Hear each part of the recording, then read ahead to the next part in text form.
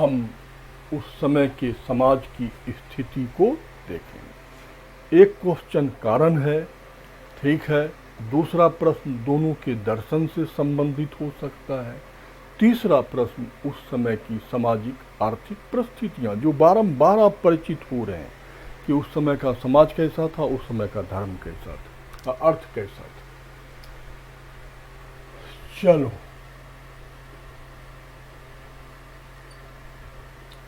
बौद्ध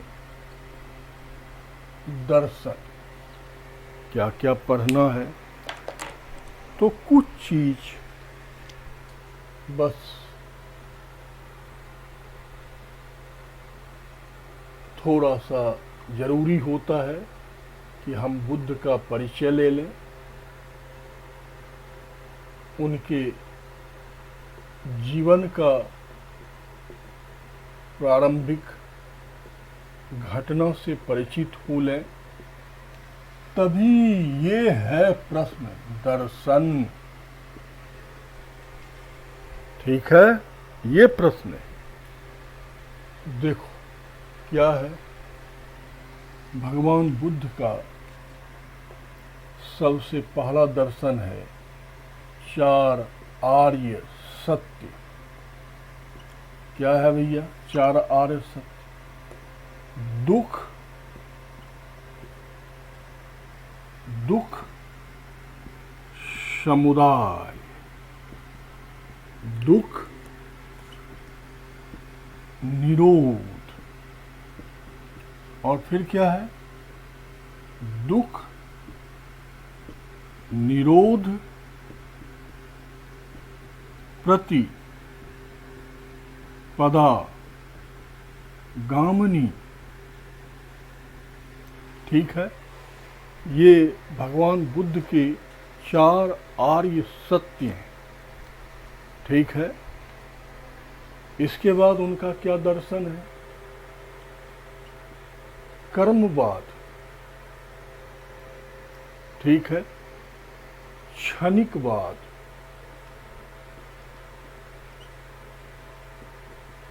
ठीक है, उसके बाद क्या है? अनात्मवाद। और उसके बाद क्या है? अनीश्वरवाद। ये सब दर्शन को समझोगे तभी आप बुद्ध को समझ पाओ। ठीक है, अब थोड़ी सी यार ये सब चीजें कहानियां हैं, सुना देता हूं, आपको भी पता ही होगा, जिनको नहीं पता होगा सुन लो, लेकिन ध्यान रखना पीढ़ी में बड़ा महत्वपूर्ण है।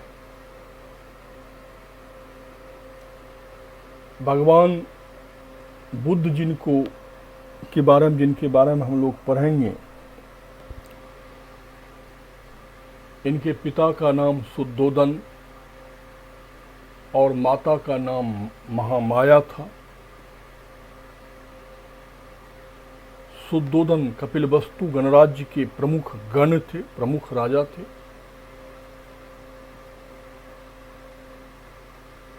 इस बालक का जन्म लुम्बिनी ग्राम के आम के बगीचे में हुआ। तो इनके जन्म के 7 दिन बाद ही इनकी माता महामाया की मृत्यु हो गई। इसके बाद इस बच्चे का लालन पालन इनकी मौसी और विमाता गौतमी ने किया। प्रजापति गौतमी उनका पूरा नाम है। और इस बच्चे का नाम सिद्धार्थ रखा गया। इनके बचपन का नाम सिद्धार्थ है और इनके गोत्र का नाम गौतम है। अपन गौतम बुद्ध बोलते हैं, तो गौतम इनका नाम नहीं है, इनके गोत्र का नाम है गौतम। शाक्य गणराज्य के कुलगुरु महर्षि कौंडिल्य ने इस बालक को देखकर ये भविष्यवाणी किया, ये या तो चक्रवर्ती सम्राट बनेगा या सन्यासी बन जाएगा। तो भाई हम और आप भी नहीं चाहेंगे कि हमारा आपका बेटा सन्यासी बन जाए। तो एक राजा कैसे चाहेगा, और वो भी उनको अधेड़ उम्र में 3-4 शादी करने के बाद पुत्र की प्राप्ति हुई थी।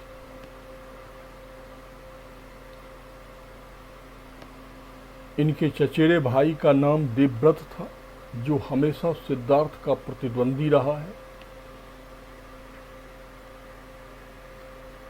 इनका विवाह कपिलवस्तु गणराज्य में ही कोलीय राजवंश की कन्या से हुआ था, जिनका नाम यशोधरा था। यशोधरा से इन्हें एक पुत्र की प्राप्ति हुई, जिसके पैदा होने पर सिद्धार्थ के मुंह से निकला था राहु। राहु मतलब बौद्ध धर्म में माया, इसलिए उस बच्चे का नाम राहुल रखा गया। सिद्धार्थ के घोड़े का नाम कंठक था।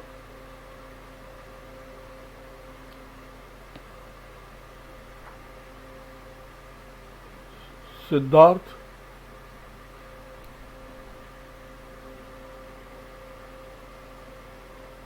का ये जो आपने देखा एक जीवन वृत्त है। याद रखना पड़ता है कि माँ का नाम महामाया, पिता का नाम शुद्धोधन, विमाता का नाम गौतमी प्रजापति, चचेरे भाई का नाम देवव्रत, पत्नी का नाम ये यशोधरा, पुत्र का नाम राहुल, घोड़े का नाम क्या बताए, याद होगा, कंठक। ठीक है, तो ये जीवन वृत्त है जो आपको याद रखना पड़ेगा। अब देखो, सिद्धार्थ के जीवन से संबंधित कुछ और व्यक्ति हैं। जैसे सिद्धार्थ का संन्यास ग्रहण करने के बाद पहला गुरु अलार कलाम है, ये वैशाली में थे। दूसरा उद्रक राम पुत्र है। ठीक है, तो ये सब भी नाम याद रखना है। उरुवेला में उन्होंने तप करने के पश्चात सुजाता नाम की कन्या के हाथ से खाना खा के व्रत को तोड़ दिया था, और उन्होंने अंतिम भोजन अपने शिष्य जिसका नाम चुंद था उससे ग्रहण किया था कुशीनगर में, और उसके पश्चात ही उनकी मृत्यु हुई थी। तो उनके पूरे जीवन में जो जो व्यक्ति परिचित है या उन महत्व रखता है, उसे आप क्या करेंगे, एक तरीके से याद रखेंगे। तो ये इनका परिचय। अब मैं बारंबार कह रहा हूँ कि फैक्ट है, हमें भी अपने क्वेश्चन लिखने में प्रयोग करना है, और साथ ही साथ प्री के लिए बड़े महत्वपूर्ण ये क्या हैं, आपके टॉपिक हैं। ठीक है, अब देखो, भगवान बुद्ध के जीवन की कुछ ऐसी प्रारंभिक घटनाएं हैं जिसने उन्हें संन्यास मार्ग की ओर प्रवृत्त किया। जैसा अभी तुमने जाना कि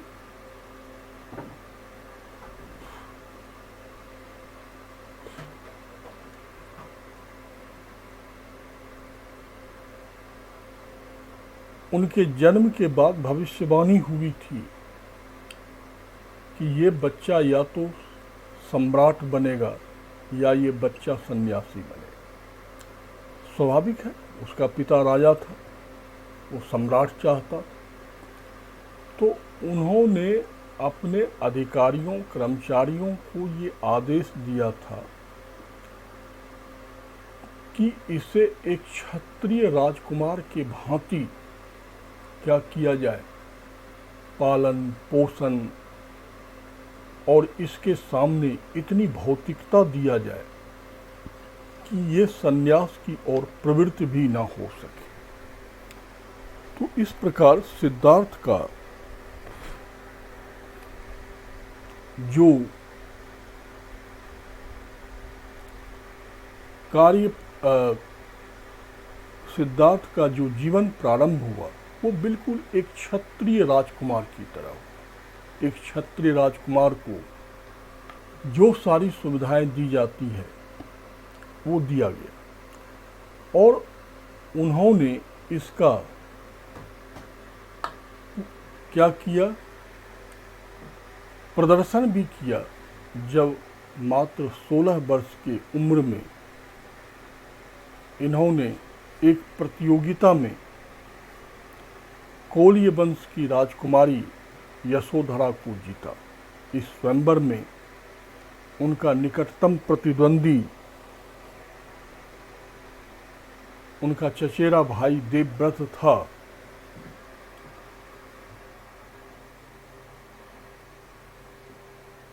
और वहां पर उन्होंने उस कन्या को वरण किया।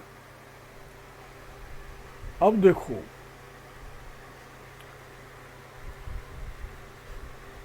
सिद्धार्थ कहीं ना कहीं वैचारिक रूप से उलझन में था, और वो सोचते सोचते शांत हो जाता था। तो एक दिन उसने अपने सारथी चन्ना को आदेश दिया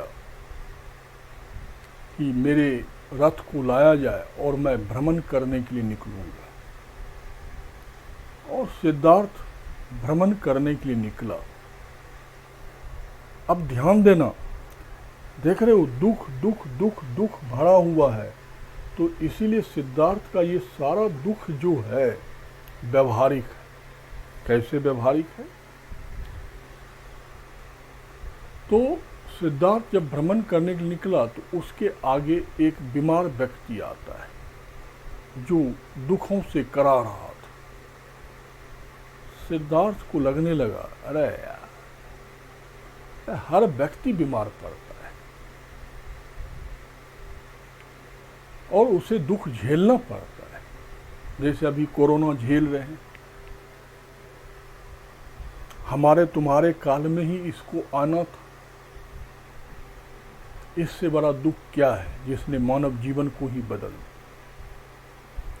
सोचते सोचते सिद्धार्थ आगे बढ़ता है तो देखता है एक वृद्ध व्यक्ति कराहते हुए आगे बढ़ रहा है।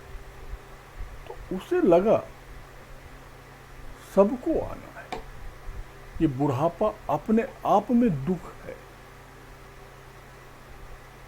इसी दुख के कारण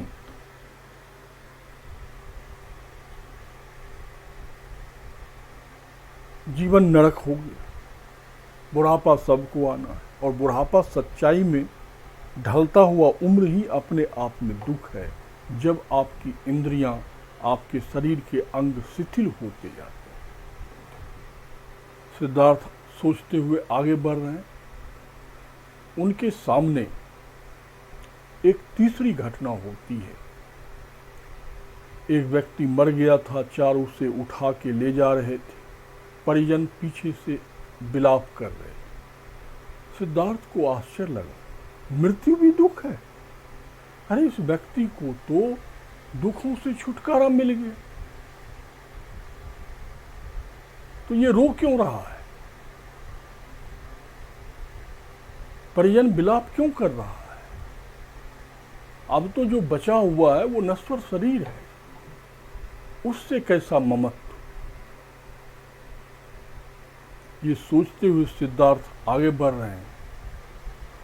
उनके सामने चौथा विकल्प आता है, चौथी घटना होती है। एक सन्यासी जिसके चेहरे पर कोई सुख दुख का भाव नहीं है, स्वच्छंद है, निर्मल है, चला जा रहा है। क्यों? ना उसे कुछ खोने का भय है, ना कुछ पाने का लोभ है, कुछ है ही नहीं। जीवन का उद्देश्य सिर्फ स्वयं की मुक्ति है। तो जिसके जीवन का उद्देश्य स्वयं का मुक्ति है, जिसने धन का संचय नहीं किया, परिवार का निर्माण नहीं किया, उसे कुछ खोने और पाने का ना दुख है ना लोभ। सिद्धार्थ ने सोचा यार ये सबसे बढ़िया जीवन। और सिद्धार्थ लौट के राजमहल आता है और राजमहल आने के पश्चात वो फिर द्वंद्व में फंस जाता है। द्वंद्व क्या है कि यार ये वैभव, भौतिकता, राज पाट, हाथी घोड़े, धन दौलत, मान सम्मान, प्रतिष्ठा, क्या नहीं एक राजा को होता है। उसीलिए अपन लोग सरकारी कर्मचारी बनना चाहते हैं। वो तो शासक ही था, चाहे बड़ा हो या छोटा हो, था तो शासक। ये उचित है कि वो सन्यासी उचित है। तो वो कभी इधर फंस जाए, कभी उधर फंस जाए,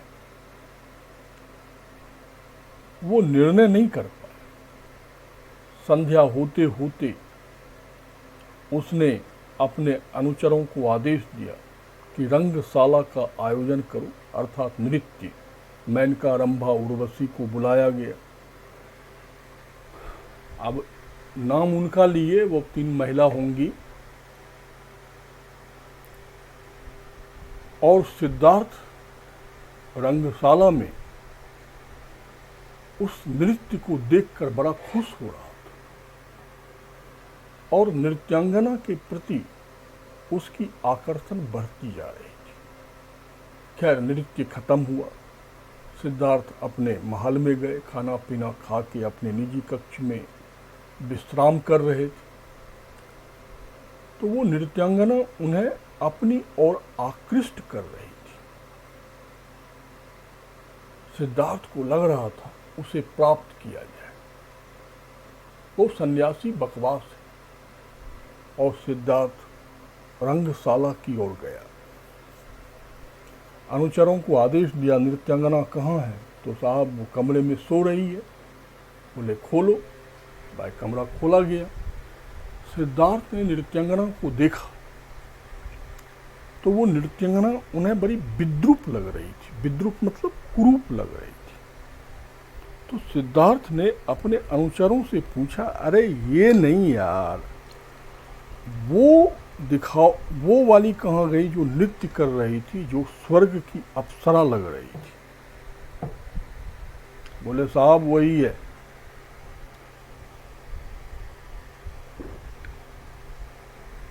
सिद्धार्थ ने कहा वो कैसे है? वो अप्सरा लग रही थी, ये विद्रूप लग रही। बोले साहब डेंटिंग पेंटिंग का कमाल था, समझ ही रहे हो, पोत पातली होगी। सिद्धार्थ तत्काल अपने निजी कक्ष में आया और सोचने पर विवश हो गया, सत्य क्या है?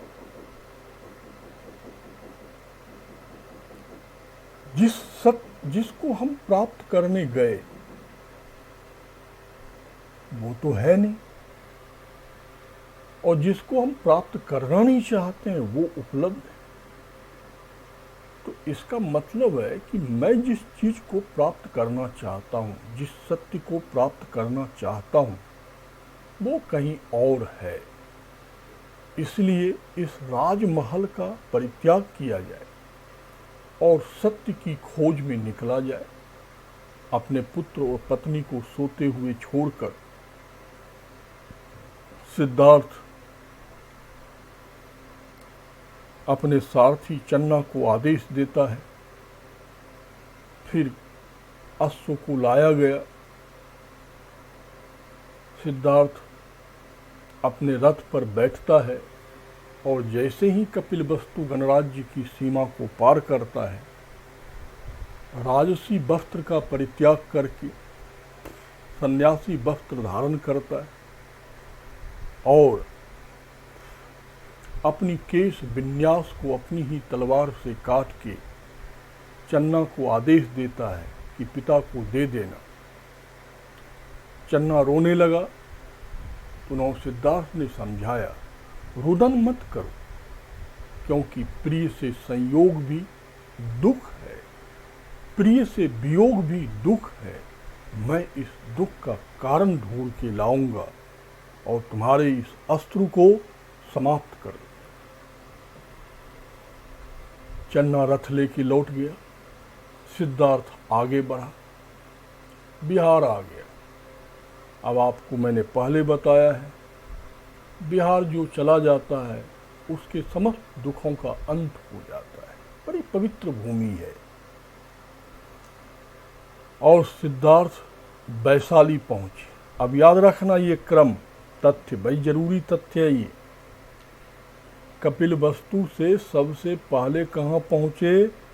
वैशाली। और यहीं पर सांख्य दर्शन के महानतम शिक्षक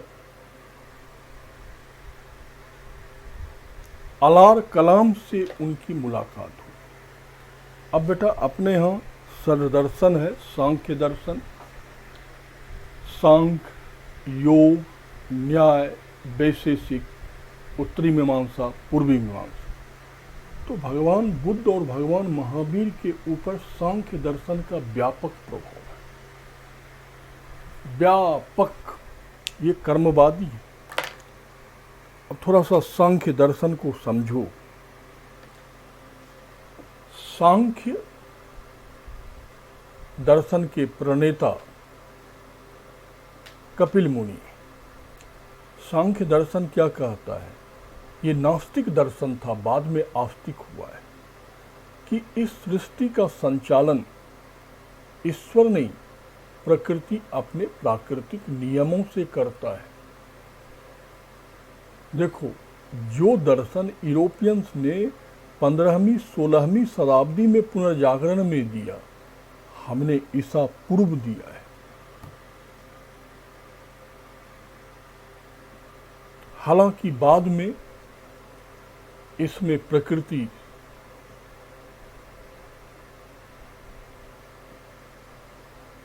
पार्वती हो गई और पुरुष शिव हो गए।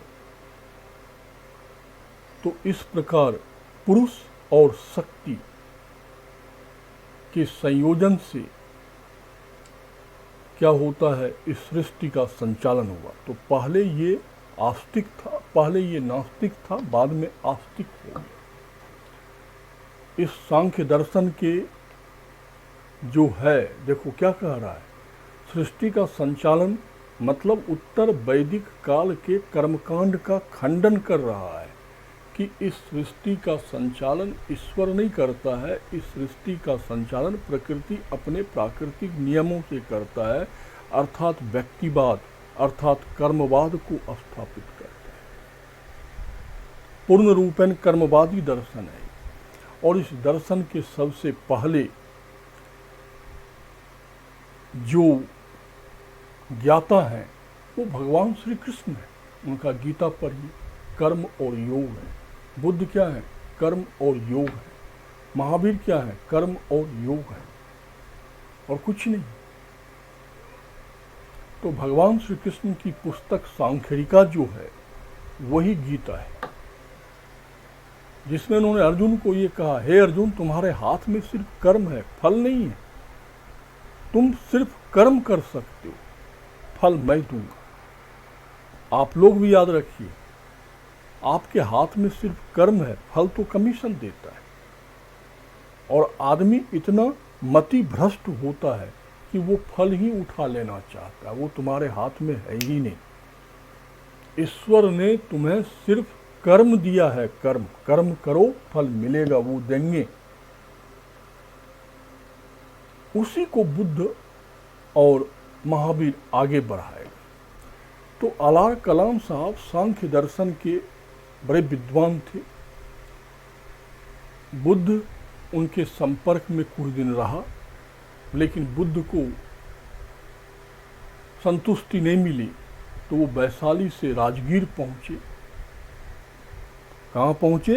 राजगीर। राजगीर में उन्हें उद्रक रामपुत्र मिलते हैं। उद्रक रामपुत्र भी सांख्य दर्शन के ज्ञाता थे। उनके संपर्क में रहा, वहाँ भी संतुष्टि नहीं मिली। बुद्ध सिद्धार्थ आगे बढ़ा। उरुवेला में उसे 5 ब्राह्मण मिला। इस 5 ब्राह्मण को याद रखना। उरुवेला में मिला था, गाया के पहले है। सिद्धार्थ ने उनसे विनती किया, हे ब्राह्मण देवता, आप तो ईश्वर से मनुष्यों का मिलन करवाते हैं, हमारा भी करवा दीजिए। बोले हाँ हाँ हाँ करवा देंगे। जानते हो पाखंडियों का तो कुछ भी कह दो, स्वर्ग, वो कहेगा अभी स्वर्ग बनाते हैं, स्वयं नरक में जाए वो मतलब नहीं। बोला यार तुम क्षत्रिय राजकुमार है, बहुत माल खाया है, अंडे मुर्गे बकरे धकड़े, तो थोड़ा सा तुम व्रत करके शरीर को शुद्ध करो, तब तुम्हें मंत्र दूंगा, उसका जप करना, ईश्वर की प्राप्ति हो। देखना यहाँ बड़ा सिद्धार्थ का वैज्ञानिक सोच। सिद्धार्थ ने 2-4 दिन भाई साहब जब व्रत किया तो सिद्धार्थ को लगा कि उसका शरीर कमजोर हुआ। तो सिद्धार्थ सोचता है ये कैसा व्रत है, अधिक काया ही कमजोर हो जाएगा, शरीर ही कमजोर हो जाएगा, तो फिर मस्तिष्क की सोचने की क्षमता समाप्त हो जाएगी। और यदि मस्तिष्क के सोचने की क्षमता ही समाप्त हो जाएगी तो फिर अंतिम सत्य कैसे मिलेगा? और सही बात है, आप लोग भी जानते हो, कमजोर शरीर में कमजोर मस्तिष्क होता है, स्वस्थ शरीर में स्वस्थ मस्तिष्क होता है।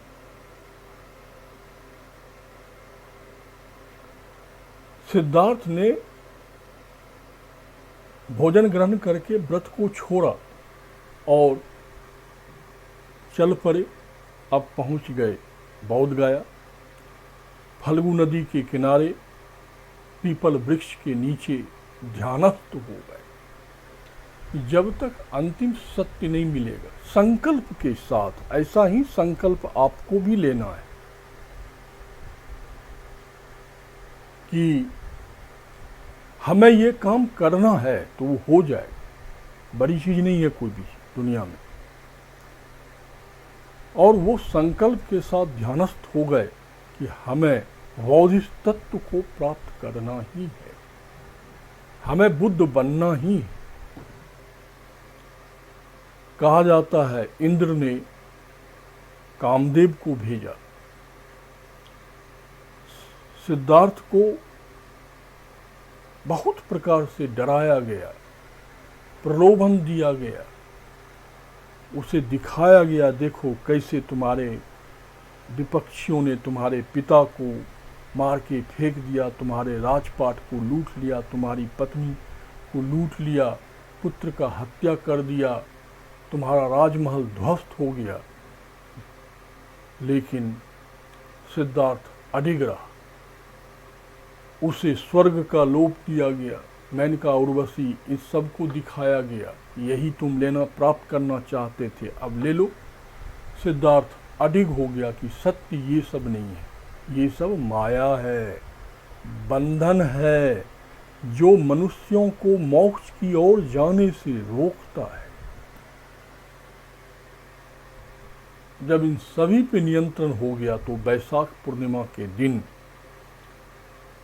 सिद्धार्थ को बौद्धिक तत्व की प्राप्ति अर्थात निर्वाण की प्राप्ति हो गई। जिसे हिंदू धर्म में मोक्ष कहते हो, उसे ही बौद्ध धर्म में निर्वाण कहा जाता है। सिद्धार्थ बुद्ध कहलाए। क्या कहलाए? बुद्ध। और वहां से चल पड़े। कहाँ पहुंचे? सारनाथ। सारनाथ में उन्हें वो 5 ब्राह्मण मिला जो उरुवेला में मिला था।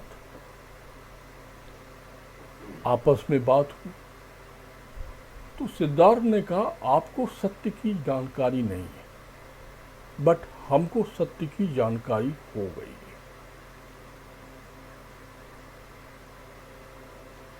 तो 5 ब्राह्मणों ने कहा कि हमें बताइए। बोले, हम बताएंगे, लेकिन पहले तुम हमारा शिष्य बनो, क्योंकि ज्ञान उसी को देना चाहिए जो आपके शिष्यत्व को ग्रहण करे। वैसे बराबर करिएगा, लोग पागल कहेंगे। तो ये 5 ब्राह्मण ही बुद्ध के प्रथम शिष्य बने और भगवान बुद्ध ने पहली प्रवचन कहाँ दिया?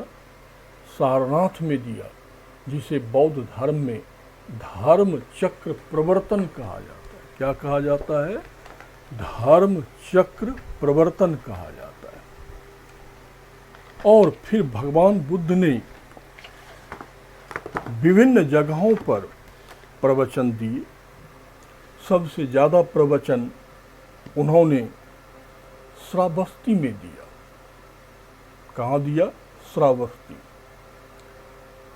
और भगवान बुद्ध के ये प्रवचन बौद्ध धर्म के महान धर्म ग्रंथ त्रिपिटक, जिसमें 3 पिटक है, सुत्त पिटक, विनय पिटक और अभिधम्म पिटक, जैसे अपने में गीता है, इस्लाम में कुरान है, ऐसे बौद्ध धर्म में त्रिपिटक है।